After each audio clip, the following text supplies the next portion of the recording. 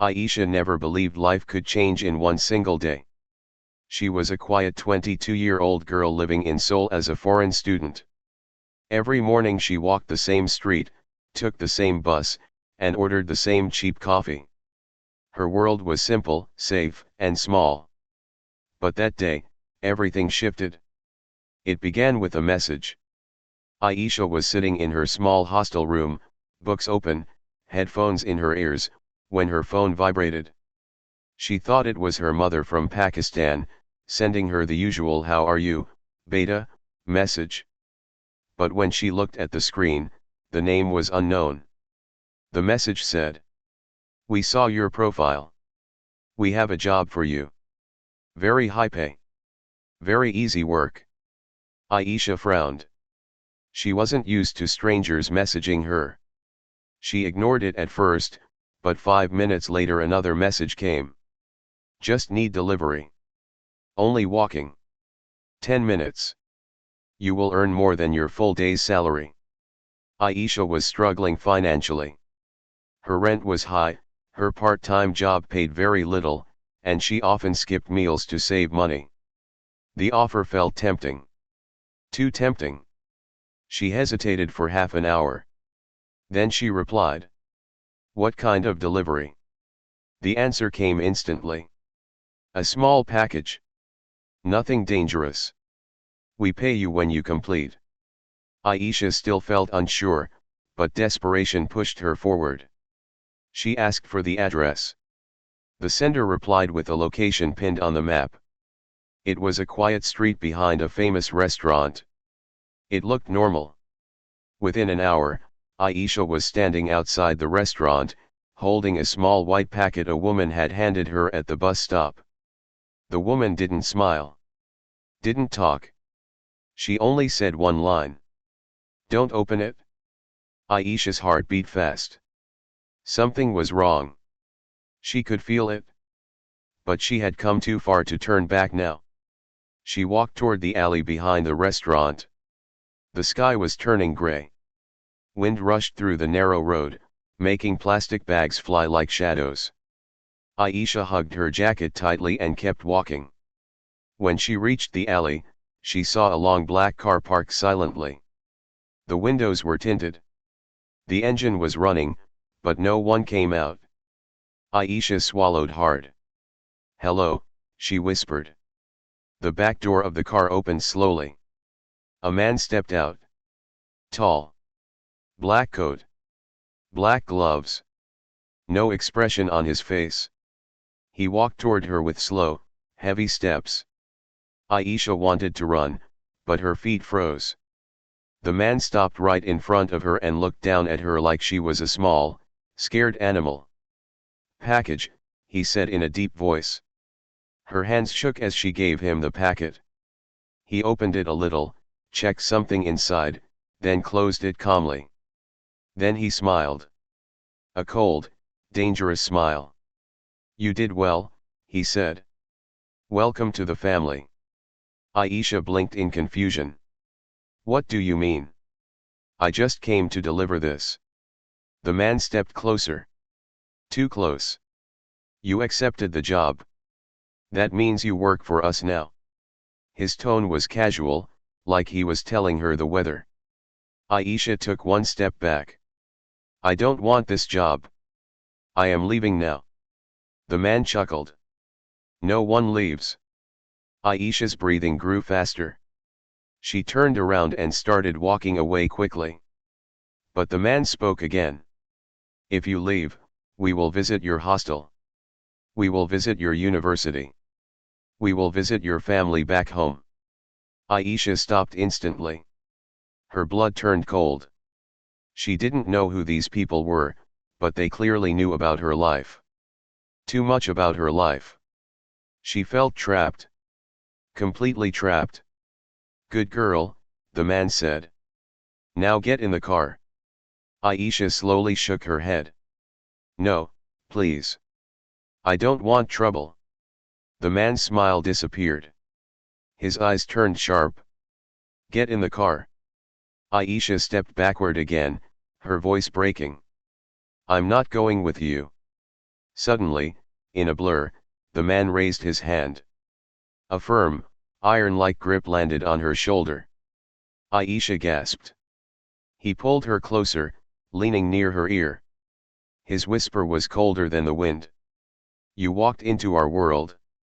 You don't get to walk out. Aisha tried to pull his hand off, but she couldn't. Her fear turned into panic. She didn't know who these people were, but she could feel the danger in every second. Another man stepped out of the car. This one younger, sharper, with a calm but unreadable face. He looked at Aisha with strange pity in his eyes. Don't scare her too much, he said softly. She is new. But the first man didn't loosen his grip. The younger man sighed. Father doesn't like damaged people. Let her breathe. Aisha froze. Father. Who were they? The younger man finally looked directly at her and said quietly.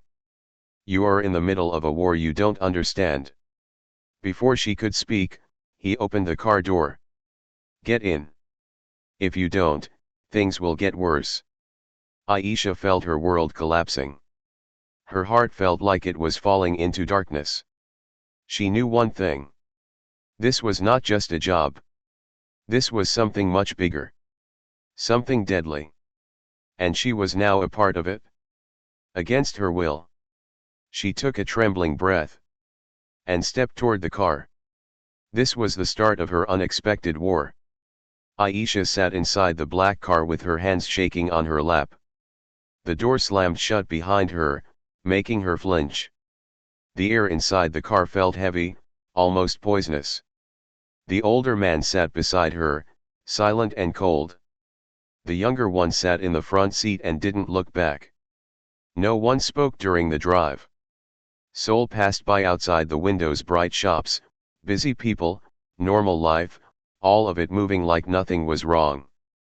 But Aisha felt like she had crossed into another world. A darker one. After 20 long minutes, the car turned into a narrow street. It went down into an underground parking area. The doors locked automatically. Aisha's heartbeat quickened. They led her through a metallic hallway with cameras everywhere. She felt each lens following her movements. Her legs trembled as she walked. The older man stopped at a door and pushed it open. Inside, he said. Aisha walked into a big room with dim lights. There was a long table, several chairs, and a wall covered in screens. On those screens were different streets, shops, and buildings. It looked like a control center. Then, a new man entered the room. He was in his late 50s, wearing a black suit, glasses, and a calm expression. His presence filled the room, cold, powerful, dangerous. Everyone else bowed their heads slightly. Aisha realized he wasn't just someone important. He was the one they feared. The man looked at her as if he was studying a new object. Welcome, Aisha, he said in a controlled, deep voice. I am Han Jong-soo. Her heart skipped. Han. The leader. The father. How do you know my name? Aisha whispered. Mr. Han smiled, slow and chilling.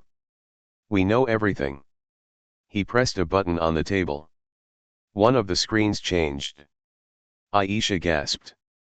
It showed her hostel building.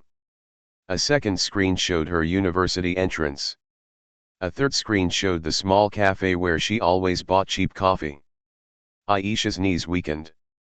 We have been watching you for 3 weeks, Mr. Han said. You are careful. Innocent. Invisible. Perfect for our work. Aisha felt sick. She never imagined someone was tracking her every step. I don't want this, she said with a shaking voice. Please, let me go. I didn't know. Mr. Han raised his hand, and she fell silent. No one chooses to join us, he said calmly. We choose them. He leaned back in his chair. You delivered your first package successfully. Now you will deliver more. No. Aisha stepped back. I can't. I didn't agree to this. The older man from the car moved forward, but Mr. Han lifted a hand again to stop him. You misunderstand, Mr. Han said. This is not something you accept or reject. This is survival. Aisha's breathing grew uneven. Tears stung her eyes. She looked around the room, hoping someone would help her. But all faces were blank. Emotionless.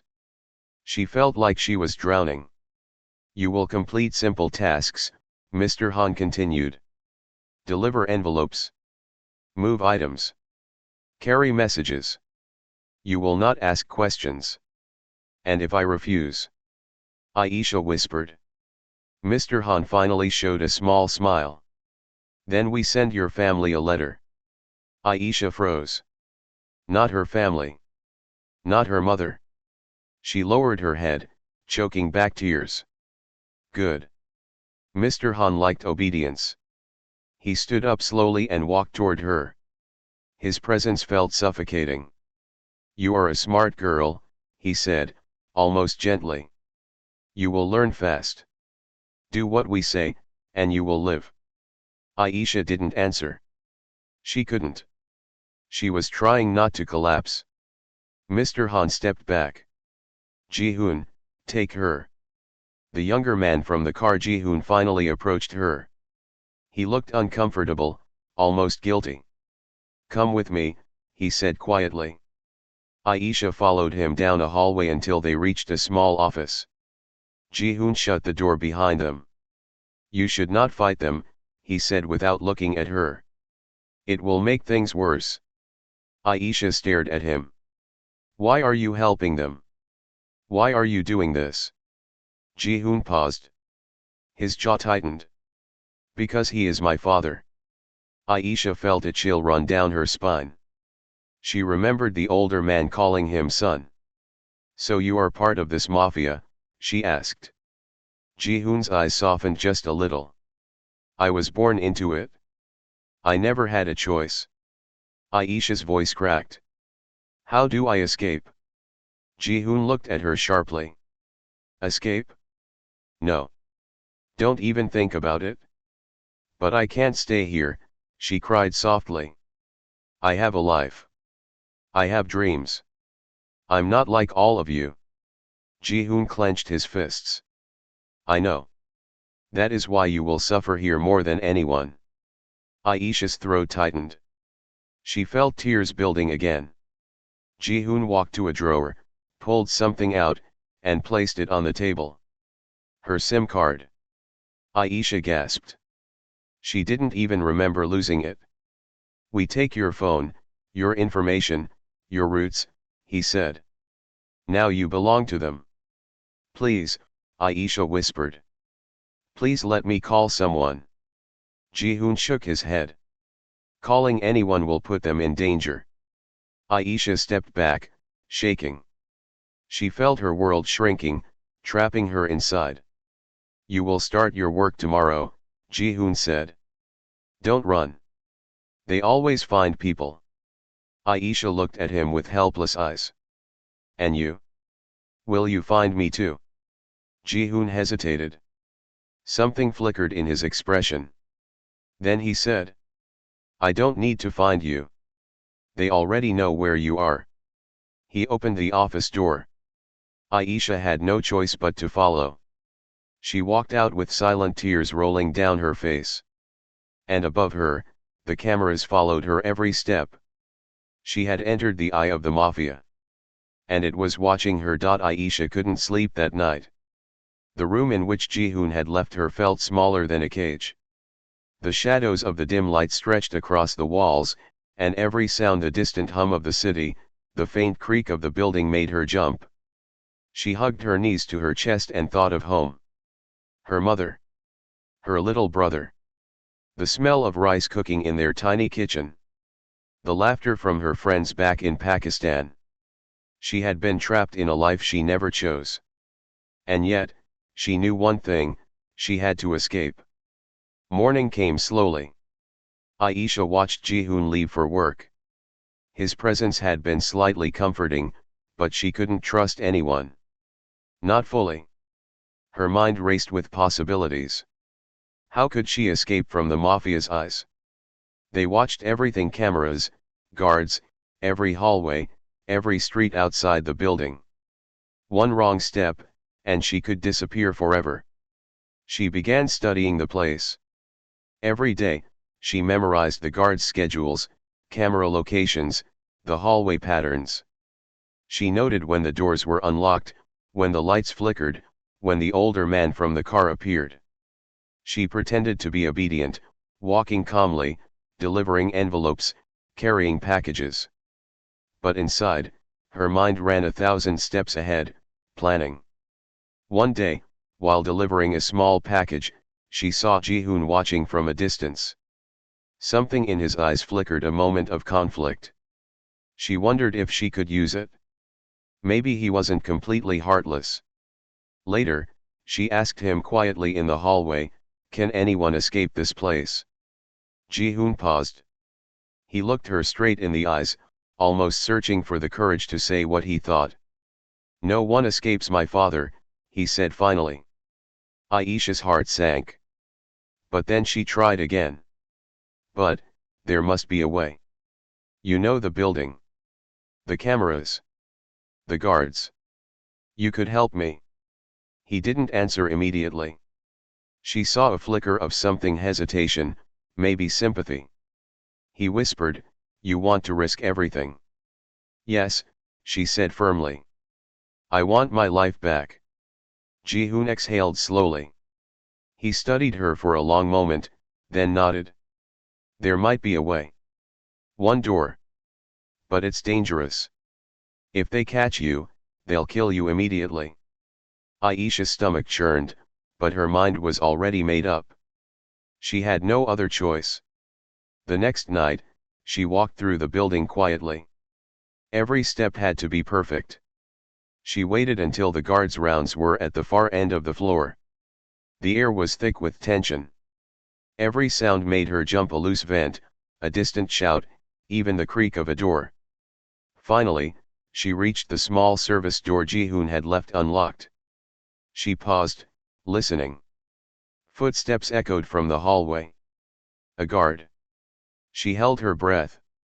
The footsteps passed, and the hallway fell silent again.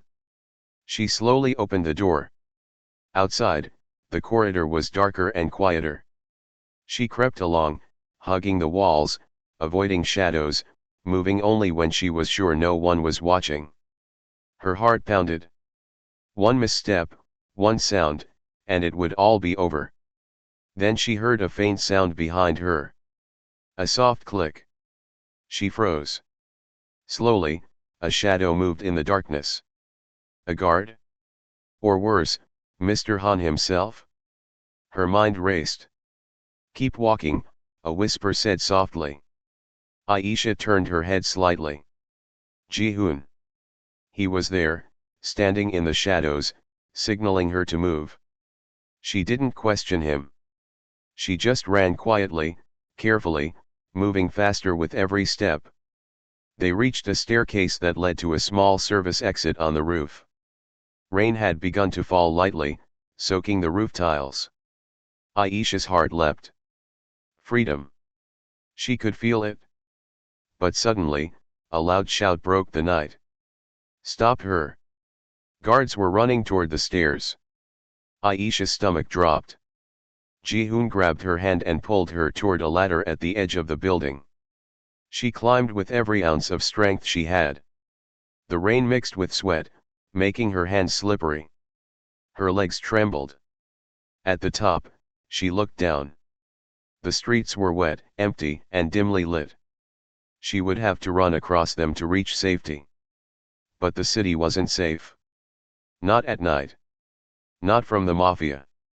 Ji-hoon whispered, "Run. Don't stop. Go toward the subway station. You'll blend in with people there." Aisha nodded, barely able to breathe. She jumped from the ladder onto the fire escape, then ran across the narrow rooftop paths. Every step felt like a risk. Every shadow was danger. Her lungs burned. Her legs screamed. Finally, She reached the main street. People were moving in the drizzle, umbrellas swaying. She slipped into the crowd. Her heart still raced, but for the first time, she felt hope. Maybe, just maybe, she could survive. She didn't know what would happen next.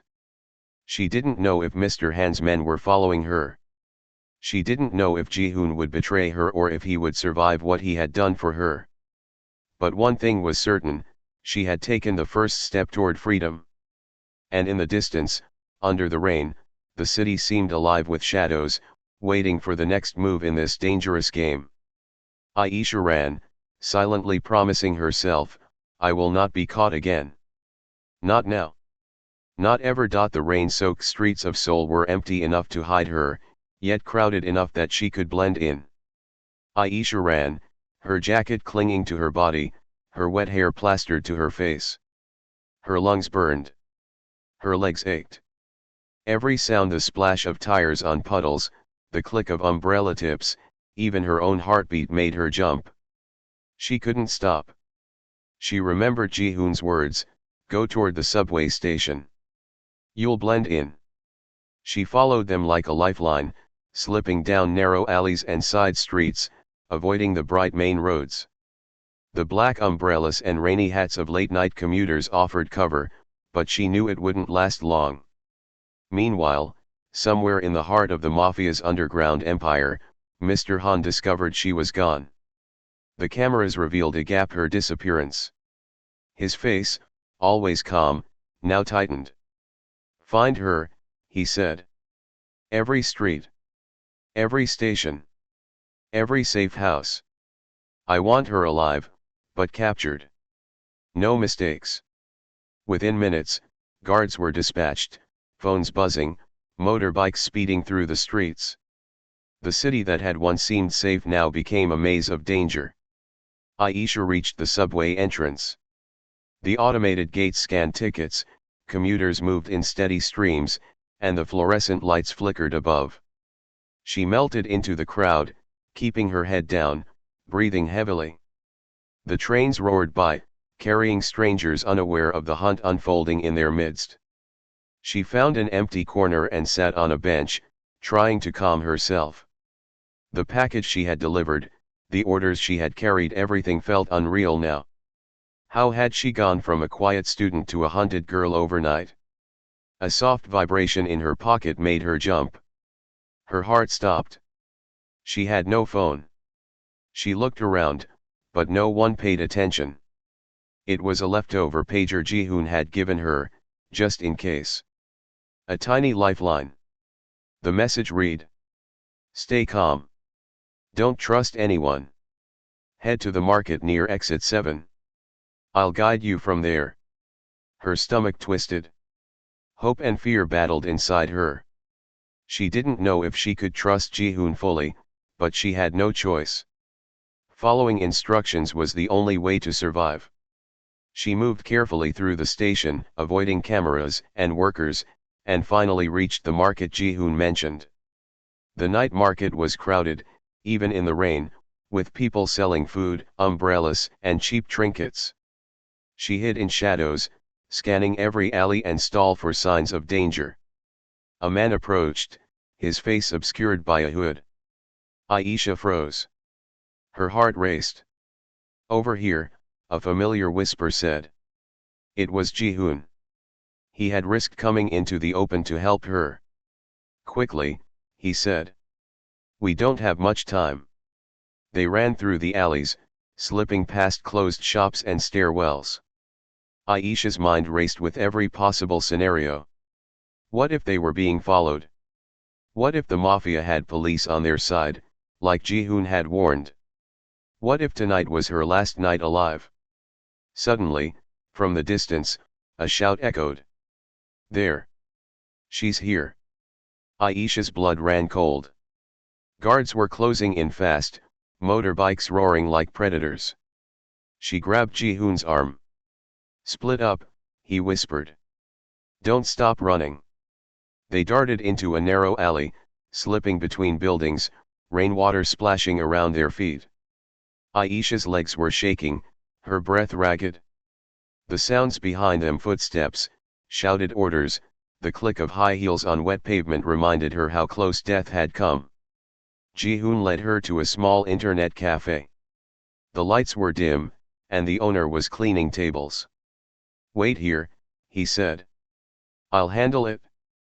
Aisha slipped into a booth, trying to calm her racing mind. She felt the safety of walls around her, but her instincts screamed danger. Suddenly, the lights went out. Darkness. Absolute darkness. Her heart pounded. "Ji-hoon," she whispered. A flashlight beam cut through the black. A tall figure blocked the entrance. Aisha froze. The shadow moved closer. Rainwater dripped from the ceiling, mixing with her fear. "Found you," a voice said. Calm. Cold. Deadly. Aisha's stomach dropped. Her body went rigid. She realized escape was never going to be simple. Ji-hoon's face appeared in the shadows, and he stepped between her and the man. "She's with me," he said firmly. The figure didn't move. "She is not yours to save," he replied. Aisha swallowed hard. The room felt smaller. She realized just how deep she had fallen into a world of shadows, where trust was rare and danger was constant. She had escaped once, but the hunt had only begun. She clenched her fists, her mind racing with every plan she had made. She couldn't die here. Not now. Not without a fight. Her eyes met Ji-hoon's. There was no choice left. Only one path forward: move, hide, survive, and hope the next step would finally lead to freedom. Aisha's heart was racing like a drum in her chest. The flashlight's beam cut across the cafe, bouncing off walls and tables. She pressed herself into the corner of the booth, hoping it could hide her. Ji-hoon stood in front of her, tense but determined. The man blocking the door didn't move. "This ends tonight," Ji-hoon said under his breath. Aisha swallowed hard. She didn't know what he meant exactly, but she sensed that this was the moment everything would change. She could feel the danger pressing down on her, suffocating, real. Suddenly, a soft siren wailed outside. Not police. Not yet. But enough to distract the man blocking the door. Ji-hoon grabbed Aisha's hand. "Now," he whispered. They ran toward the back exit. The alley outside was slick with rain. The smell of wet concrete mixed with the city's late-night fumes. Shadows moved fast as they sprinted toward the small dock Ji-hoon had mentioned earlier. A boat was waiting. A small cargo ship preparing to leave for Busan. "Go. Get on the ship," Ji-hoon yelled.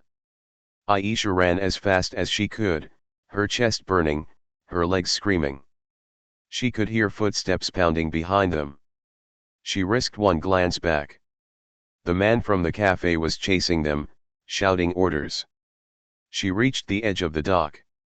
The cargo ship's ramp was up, and the crew waited. She jumped. Her feet landed hard on the wet metal ramp. She stumbled but caught herself. The ship began to move. Aisha turned back. The shadows of the dock stretched like dark fingers. She searched for Ji-hoon. He was still there. Standing, facing the man who had blocked the cafe door. "Go," he shouted. "I'll cover you." Aisha didn't wait. She ran to the railing, clutched it, and held on as the ship slowly drifted away from the dock. Every second felt like a lifetime. Behind her, the shouts and gunshots echoed faintly over the water. She didn't look back. On board, she collapsed onto a crate, soaked, shaking, breathing heavily. She had escaped. For now. Her body ached, her mind spun, but there was one thought that kept her awake: Ji-hoon had stayed behind. Hours passed. The ship's lights cut through the fog, carrying her away from the city and the Mafia. She stared at the water, trying to process what had happened. She had survived. She had escaped death. But freedom was still uncertain. Later, When the ship reached Busan, Aisha found a small internet cafe. She borrowed a computer, her hands still trembling. She logged into an anonymous account Ji-hoon had created for her. A message appeared. "Stay safe. Never look back." Her breath caught. The handwriting, the style, it had to be him. She stared at the screen, heart pounding. Was he alive? Had he survived the confrontation? Tears ran down her cheeks. She whispered into the empty cafe. "Ji-hoon, are you alive?" No answer came. Only the soft hum of the computer. Days passed. Aisha avoided staying in one place too long. She changed hostels, moved between cities, always careful. But she couldn't shake the thought of Ji-hoon, the boy who had risked everything for her. One evening, as she sat in a small park in Busan, a notification appeared on her phone. Unknown number. She froze. "Did you make it?" Aisha's hands shook. She stared at the message. Could it be him? She didn't respond immediately. Her mind raced with questions. Was he safe? Was he still fighting her father? Could she ever see him again? She typed a single reply. "Yes. I'm safe. You." A few minutes passed. Then, another message. "Alive. For now. Be careful. One day, we'll meet again." Aisha read the words over and over, a mix of relief and worry flooding her. She had survived a world most people didn't even know existed. She had faced fear, danger, and betrayal. But she had also discovered courage, determination, and the faintest glimmer of hope in the form of Ji-hoon. She looked out at the city lights reflecting on the water. Seoul and the Mafia were far behind her. But the memory of every shadow, every threat, every heartbeat of fear would stay with her forever. Aisha whispered to herself. "I survived. I will never be trapped again. But the world, it's still full of shadows. I must stay strong." And with that, she walked away from the pier, her steps cautious but determined. The hunt was over for now, but she knew her life would never be the same. In the darkness, across the sea, the story of Aisha and the Korean Mafia had ended, but the memory, the fear, and the hope lived on. The end, or a new beginning.